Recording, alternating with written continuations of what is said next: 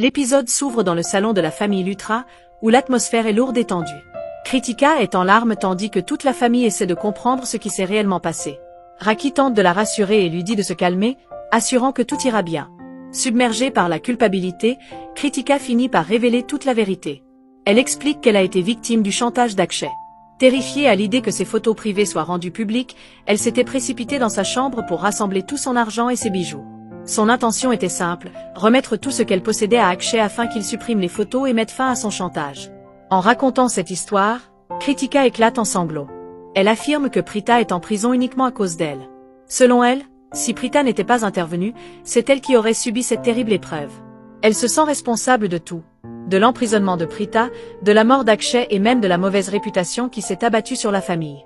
Sarla, profondément touchée, écoute attentivement. Kritika la supplie de lui pardonner. Elle répète encore et encore que tout est de sa faute et que Prita a sacrifié sa liberté pour la protéger. Après cette révélation, Sarla décide de rentrer chez elle. Avant son départ, Raki lui assure que tout est mis en œuvre pour faire libérer Prita. Elle lui révèle également que Karan est probablement parti rendre visite à sa femme en prison. Une fois Sarla partie, Raki demande discrètement à l'invité de ne raconter à personne ce qui vient d'être révélé. La situation est déjà suffisamment compliquée et elle souhaite éviter un nouveau scandale. Pendant ce temps, Sherlyn rumine dans son coin. Même si elle a toujours voulu voir Prita quitter la maison, elle réalise maintenant à quel point sa présence était importante. Depuis l'absence de Prita, toutes les tâches domestiques retombent sur elle. Elle se plaint intérieurement de devoir préparer le thé et s'occuper des responsabilités que Prita assumait autrefois sans jamais se plaindre. Par ailleurs, Mahira reçoit un mystérieux appel téléphonique. Convaincue qu'elle est liée à toute cette affaire, Shrishti décide de la suivre discrètement avec Sami. Les deux espèrent découvrir l'identité du mystérieux maître chanteur qui semble tirer les ficelles dans l'ombre. En chemin, Mahira est retardée par une crevaison. Alors qu'elle cherche de l'aide, elle croise Prithvi et lui demande de trouver un mécanicien. Elle lui rappelle toutes les fois où elle l'a aidé par le passé et insiste pour qu'elle lui rende enfin l'appareil. Au même moment, en prison, Karan obtient enfin l'autorisation de voir Prita. Dès qu'il la retrouve, il laisse éclater toute sa frustration. Il lui reproche de ne pas lui avoir fait confiance et de lui avoir caché un problème aussi grave. Selon lui, s'il avait connu la vérité dès le départ, il aurait trouvé une solution avant que la situation ne dégénère. Prita écoute calmement sa colère. Elle reconnaît avoir gardé le secret, mais elle comprend aussi l'inquiétude de son mari. Peu à peu, la tension entre eux disparaît. Karan avoue alors qu'il n'était pas seulement en colère, il avait surtout peur pour elle. La conversation prend ensuite une tournure plus douce. Prita révèle qu'elle a immédiatement compris que c'était Karan qui lui avait envoyé l'oreiller rose pour rendre son séjour en prison plus confortable. Elle savait également que le dessert glacé au chocolat venait de lui, car personne d'autre ne connaît aussi bien ses goûts. Touchée par ses paroles, Karan lui présente ses excuses. Prita le taquine affectueusement et lui demande même de répéter plusieurs fois qu'il est désolé. Les deux époux finissent par rire ensemble. Karan lui avoue alors combien elle lui a manqué. Pendant ce temps, à la maison, Kritika s'enferme dans sa chambre, incapable de supporter le poids de la culpabilité. Karina et Raki tentent de la convaincre d'ouvrir la porte. Lorsqu'elle finit par accepter de les écouter, Raki lui donne une importante leçon.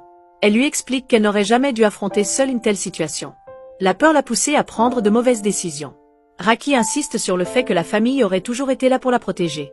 Karina partage le même avis. Elle explique à Kritika qu'elle aurait dû parler dès le début au lieu de porter seule ce lourd secret. De retour à la prison, Karan et Prita continuent de se rapprocher. Malgré les circonstances difficiles, ils plaisantent ensemble. Prita affirme même qu'elle pourra dormir tranquillement pour une nuit sans entendre Karan lui faire des reproches. Celui-ci répond en plaisantant qu'il profitera lui aussi d'une nuit paisible sans ses remarques. L'enquête menée par Shrishti prend ensuite une tournure inattendue. Alors qu'elle suit Mahira, elle aperçoit deux femmes liées à Akshay, Megha et Ruchika. Les deux se disputent violemment. Ruchika accuse Megha d'avoir détruit sa vie, tandis que Megha affirme qu'Akshay l'aimait sincèrement. Très vite, la dispute révèle un élément troublant. Chacune semble connaître un secret compromettant sur l'autre. Les menaces fusent, mais aucune ne révèle clairement ce qu'elle cache. Intriguée, Shrishti décide d'intervenir. Avec Sami, elle confronte directement Ruchika. Il lui demande ce qu'elle sait réellement sur Akshay. Mais Ruchika refuse catégoriquement de parler. Pour se débarrasser d'eux, elle appelle même la police et prétend être harcelée. Plus tard, un moment particulièrement émouvant se déroule à la prison. Karina rend visite à Prita. Pour la première fois depuis longtemps, elle reconnaît avoir eu tort. Elle admet avoir jugé sa belle-fille injustement et lui demande pardon. Elle réalise enfin que Priya a risqué sa liberté pour sauver l'honneur de Kritika et protéger toute la famille. Kritika, elle aussi, présente ses excuses à Prita. Elle regrette de n'avoir pas réussi à garder le secret qu'elle partageait et souffre de voir sa belle-sœur enfermée à cause d'elle.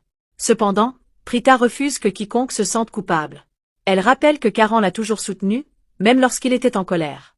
Elle évoque également la visite de Mahesh, dont les paroles réconfortantes lui ont donné beaucoup de courage. Karina est profondément touchée. Elle comprend enfin que Prita considère réellement les Luthra comme sa propre famille. Selon elle, peu de personnes auraient été capables d'un tel sacrifice.